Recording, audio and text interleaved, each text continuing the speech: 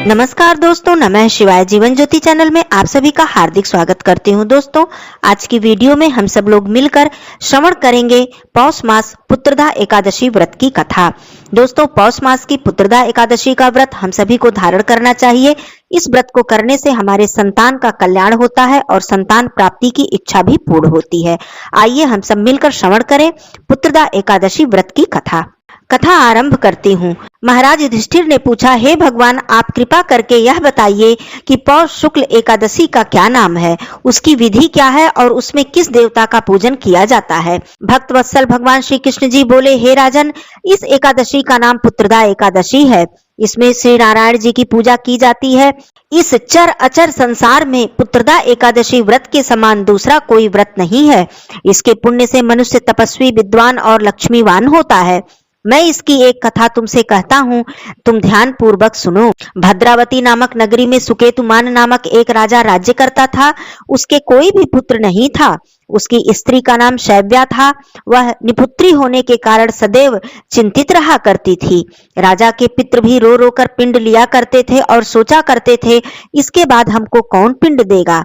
राजा को भाई, बांधव, धन, हाथी, घोड़े, राज्य और मंत्री, इन सब में से किसी से भी संतोष नहीं होता था। वह सदैव यही विचार करता था कि मेरे मरने के बाद मुझे पिंडदान कौन करेगा। बिना पुत्र के पितरों और देवताओं का ऋण मैं कैसे चुका सकूंगा। जिस घर में पुत्र न हो उस घर में सदैव अंधेरा ही रहता है। इसलिए पुत्र उत्पत्ति के लिए प्रयत्न करना चाहिए। जिस मनुष्य ने पुत्र का मुख देखा है वह धन्य है।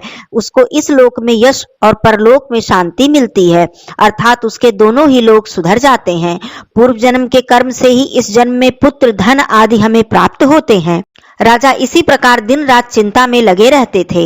एक समय तो राजा ने अपने शरीर को त्याग देने का निश्चय कर लिया, परंतु आत्मघात को महान पाप समझकर उसने यह विचार त्याग दिया। एक दिन राजा ऐसे ही विचार करते हुए अपने घोड़े पर चढ़कर वन को चल दिए तथा पक्षियों और वृक्षों को देखने लगे। उसने देखा कि वन में मृग, व्याघ्र, सूअर, सिंह, बंदर, सर्प सब भ्रमण कर रहे हैं। हाथी अपने बच्चों और हथिनियों के बीच घूम रहा है। इस वन में कहीं तो गीदड़ अपने कर्कश स्वर में बोल रहे हैं, कहीं उल्लू ध्वनि कर रहे हैं। वन के दृश्यों को देखकर राजा सोच विचार में लग गया। इसी प्रकार आधा दिन बीत गया। वह सोचने लगा कि मैंने यज्ञ किए, ब्राह्मणों को स्वादिष्ट भोजन से तृप्त किया, फिर भी मुझको यह दुख क्यों प्राप्त हुआ है।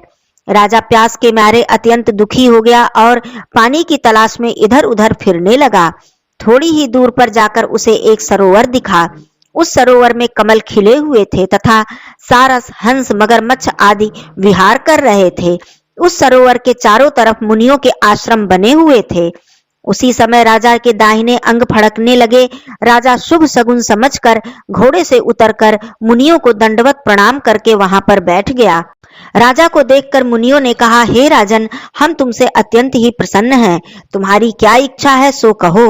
राजा ने पूछा, महाराज, आप कौन हैं और किस लिए यहाँ आए हैं, कृपया करके बताइए। मुनि कहने लगे, हे राजन, आज संतान देने वाली पुत्रदा एकादशी है। हम लोग विश्वदेव हैं और इस सरोवर में स्नान करने के लिए आए हैं। यह सुनकर राजा कहने लगा, हे महाराज, मेरे भी कोई संतान नहीं है। यदि आप मुझसे प्रसन्न हैं तो एक पुत्र का वरदान दे दीजिए। मुनि बोले, हे राजन, आज पुत्रदा एकादशी है। आप स्वयं ही इसका व्रत करें। भगवान की कृपा से अवश्य ही आपके घर में पुत्र रत्न की प्राप्ति होगी। मुनि के वचनों को सुनकर राजा ने उसी दिन एकादशी का व्रत किया। विधि विधान से एकादशी व्रत का पालन करते हुए भगवान विष्णु जी का पूजन अर्चन किया। पूरे दिन निर्जला रखकर उसने अपने व्रत को पूर्ण किया। रात्रि जागरण करते हुए राजा ने श्री हरि नारायण जी के भजन कीर्तन में अपना समय व्यतीत किया। द्वादशी के दिन ब्राह्मण को दान दक्षिणा आदि देकर इस व्रत का पारण किया। इसके पश्चात मुनियों को प्रणाम करके अपने महल में वापस आ गया। कुछ समय बीतने पर रानी ने गर्भ धारण किया और 9 महीने के पश्चात उनको एक सुंदर पुत्र उत्पन्न हुआ। वह अत्यंत ही सुंदर, सुशील और संस्कारी पुत्र था। यह राजकुमार अत्यंत शूरवीर, यशस्वी और प्रजापालक हुआ। राजा ने पुत्रदा एकादशी व्रत का फल प्राप्त कर लिया और अपने आप को श्री हरि नारायण जी के चरणों में समर्पित कर दिया। श्री कृष्ण जी बोले, हे राजन, पुत्र प्राप्ति की इच्छा के लिए पुत्रदा एकादशी का व्रत करना चाहिए।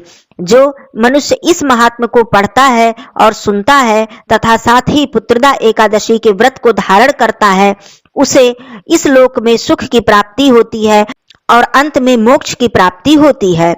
उस व्यक्ति के लिए स्वर्ग के द्वार हमेशा ही खुले रहते हैं। युधिष्ठिर बोले, हे भगवान, आपने हमें पुत्रदा एकादशी व्रत का महत्व बतलाया। आपकी अत्यंत ही कृपा है। इस व्रत के महात्म को सुनकर मैं धन्य हो गया। बोलिए श्री कृष्ण भगवान की जय। बोलिए भगवान विष्णु जी की जय। आइए हम सब मिलकर भगवान विष्णु जी की आरती करते हैं। ओम जय जगदीश हरे स्वामी, जय जगदीश हरे। भक्त जनों के संकट क्षण में दूर करे। ओम जय जगदीश हरे। जो ध्यावे फल पावे, दुख विन से मन का। सुख संपत्ति घर आवे, कष्ट मिटे तन का। ओम जय जगदीश हरे। मात पिता तुम मेरे, शरण गहूँ किसकी। तुम बिन और न दूजा, आस करूं किसकी। ओम जय जगदीश हरे। तुम पूर्ण परमात्मा, तुम अंतर्यामी। पार ब्रह्म परमेश्वर, तुम सबके स्वामी। ओम जय जगदीश हरे। तुम करुणा के सागर, तुम पालन करता। मैं मूरख खल कामी, कृपा करो भरता। ओम जय जगदीश हरे।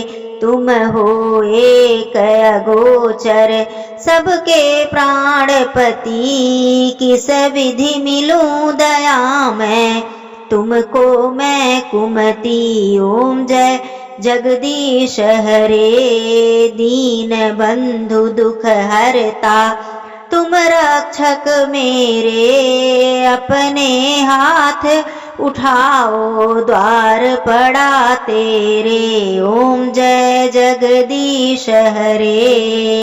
विषय विकार मिटाओ, पाप हरो देवा। श्रद्धा भक्ति बढ़ाओ, संतन की सेवा। ओम जय जगदीश हरे। तन मन धन और संपत्ति सब कुछ है तेरा।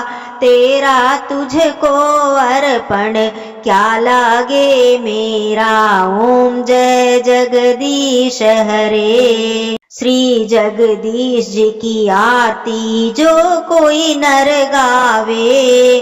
कहत शिवानंद स्वामी, सुख संपत्ति पावे। ओम जय जगदीश हरे। ओम जय जगदीश हरे। स्वामी जय जगदीश हरे। भक्त जनों के संकट क्षण में दूर करे। ओम जय जगदीश हरे। शांताकारं भुजगशयनं, पद्मनाभं सुरेशं। विश्वाधारं गगनसदृशं, मेघवर्णं शुभांगं। लक्ष्मीकान्तं कमलनयनं, योगभिर्ध्यानगम्यं। वन्दे विष्णुं भवभयहरं, सर्वलोकैकनाथं। सर्वलोकैकनाथं। प्रेम से बोलिए श्री हरि विष्णु भगवान की जय। धन्यवाद दोस्तों। नमः शिवाय। हर हर महादेव।